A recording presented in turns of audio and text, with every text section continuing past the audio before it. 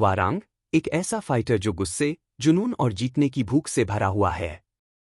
टेक्केन की दुनिया का सबसे बड़ा बैड बॉय, जिसके अंदर आग भी है और एटीट्यूड भी। उसकी पहचान सिर्फ उसके ऑरेंज बाल और कूल स्टाइल से नहीं, बल्कि उसकी खतरनाक टेक्वोंडो स्किल्स से है। लेकिन असली सवाल, क्या वारांग बस एक शोफ करने वाला फाइटर है, या वो भी किसी बड़े मकसद के लिए लड़ रहा है? वारांग का जन्म दक्षिण कोरिया में हुआ था, जहां उसने बचपन से ही टेक्वोंडो की ट्रेनिंग लेनी शुरू कर दी थी। उसके मास्टर थे बिग डू-सान, एक ताकतवर कोरियन फाइटर, जिसने उसे मार्शल आर्ट्स का असली मतलब सिखाया। लेकिन वारांग कभी भी सिर्फ एक सादगी से जीने वाला इंसान नहीं था। वो हमेशा एडवेंचर और रोमांच के पीछे भागता था। उसे सिर्फ एक चीज पसंद थी, फाइट करना। वह हमेशा अपने दोस्तों के साथ अवैध स्ट्रीट फाइट्स में भाग लेता, पैसे जीतता और नाम कमाता। लेकिन फिर उसकी जिंदगी में आया एक ऐसा मुकाबला जिसने उसे हमेशा के लिए बदल दिया। उसकी मुलाकात हुई जिन कज़ामा से। टेक्केन 3 जब वारांग को मिला उसका सबसे बड़ा दुश्मन। एक दिन जब वारांग अपनी गैंग के साथ स्ट्रीट फाइट कर रहा था, तभी वहां एक रहस्यमयी लड़का आया, जिन कज़ामा।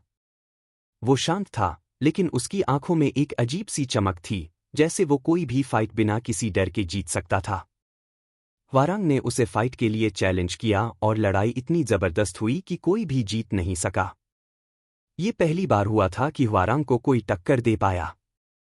लेकिन जब टेक्केन 3 टूर्नामेंट शुरू हुआ, तो वारांग और जिन दोनों ने इसमें भाग लिया। टूर्नामेंट के दौरान वारांग ने कई फाइटर्स को हराया, लेकिन फिर उसे एक भयानक खबर मिली। ओगर ने उसके मास्टर बैक डू-सान पर हमला कर दिया। वारांग के लिए ये किसी सदमे से कम नहीं था। उसने कसम खा ली कि अब वो सिर्फ मजे के लिए नहीं, बल्कि बदले के लिए लड़ेगा। उसने टेक्केन 3 में अपनी पूरी ताकत झोंक दी, लेकिन इस बार भी वो जिन से सीधा मुकाबला नहीं कर सका, क्योंकि जिन पहले ही टूर्नामेंट जीतकर गायब हो चुका था। टेक्केन 4 जब वारांग ने अपने जीवन का सबसे बड़ा फैसला लिया। अब वारांग का सिर्फ एक ही मकसद था, जिन कज़ामा को हराना। उसने अपनी ट्रेनिंग को और मजबूत किया और टेक्केन 4 में वापस लौटा। लेकिन इस बार एक और ट्विस्ट था। कोरियन आर्मी उसे अपने स्पेशल फोर्स में भर्ती करना चाहती थी। अब वारांग एक दोराहे पर खड़ा था, क्या वो टेक्केन टूर्नामेंट में जाकर जिन से बदला ले, या आर्मी ज्वाइन करके अपने देश की सेवा करे? लेकिन फाइटिंग उसका जुनून थी।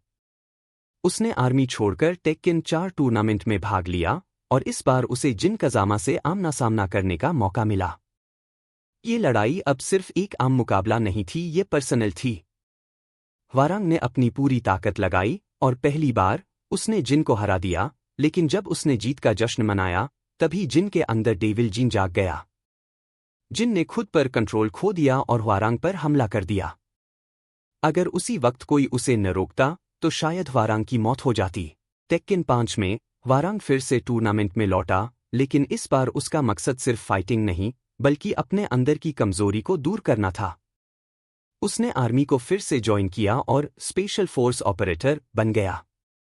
लेकिन असली मकसद अब भी वही था, जिन से बदला लेना और उसे साबित करना कि वो ही असली फाइटर है। टेक्केन 6 में जब जिन कज़ामा ने पूरी दुनिया को जंग में झोंक दिया, तब वारांग को आखिरकार समझ आया कि ये वही लड़का नहीं है जिससे उसने कभी स्ट्रीट फाइट की थी। अब जिन सिर्फ एक फाइटर नहीं, बल्कि एक राक्षस बन चुका था, जिसने दुनिया में तबाही मचा दी थी। वारांग ने कसम खाई कि वो किसी भी हाल में जिन को रोककर रहेगा। टेक्केन 7 वारांग की सबसे बड़ी लड़ाई। अब वारांग के सामने सबसे बड़ी चुनौती थी, क्या वो जिन को रोक पाएगा? टेक्केन 7 में वारांग आखिरकार जिन कज़ामा से दोबारा भिड़ा। इस बार लड़ाई और भी खतरनाक थी, क्योंकि जिन पूरी तरह से डेविल जीन के काबू में था। लड़ाई के दौरान वारांग ने अपनी पूरी ताकत झोंक दी और अपने पूरे करियर की सबसे जबरदस्त फाइट दी। लेकिन फिर भी जिन को पूरी तरह हराना नामुमकिन साबित हुआ। अब आगे क्या होगा? अब सबसे बड़ा सवाल ये है, क्या वारांग कभी जिन कज़ामा को पूरी तरह हरा पाएगा? क्या वो मिशिमा ब्लडलाइन को खत्म करने में मदद करेगा? या फिर वो सिर्फ एक और फाइटर बनकर रह जाएगा? ये सब पता चलेगा आने वाले टेक्केन गेम्स में। तो दोस्तों, ये थी वारांग की पूरी कहानी, एक ऐसा फाइटर जो हार मानना नहीं जानता।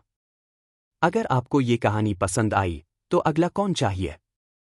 काजुया मिशिमा, ब्रायन फ्यूरी या कोई और धांसू फाइटर? बताओ, और अगली कहानी तैयार होगी।